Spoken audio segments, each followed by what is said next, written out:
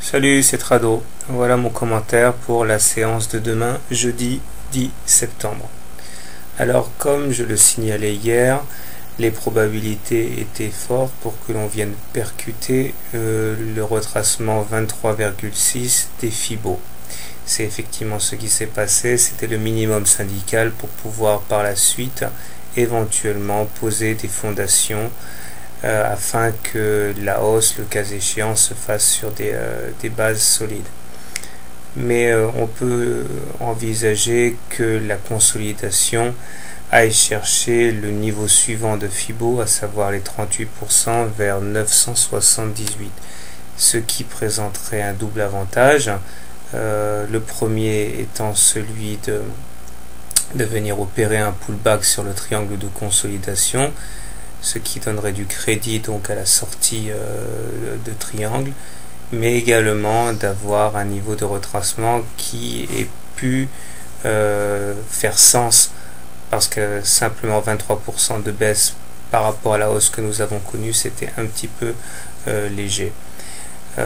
Du côté des indicateurs techniques, bon, nécessairement ça se dégrade. Le stochastique croise son signal à la baisse tout en restant dans sa zone de surachat. Le MACD adopte une pente légèrement négative tout en restant au-dessus de son signal, tandis que le momentum reste bien orienté mais inverse sa course. On remarquera au passage qu'il n'y a pas de divergence baissière majeure, donc aucune raison a priori de penser qu'il s'agit d'une correction prononcée qui s'annonce. Donc contrairement aux apparences, je qualifierais la séance du jour et peut-être celle de demain comme un élément tout à fait positif pour la suite des événements.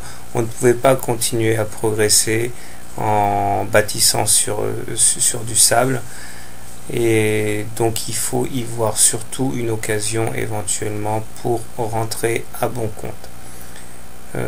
On attendra cependant qu'une réaction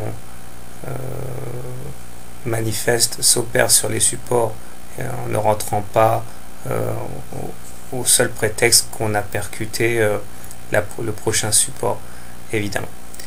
Donc demain, comme aujourd'hui, je privilégierai les trades longs en cas de rebond significatif sur les supports de référence.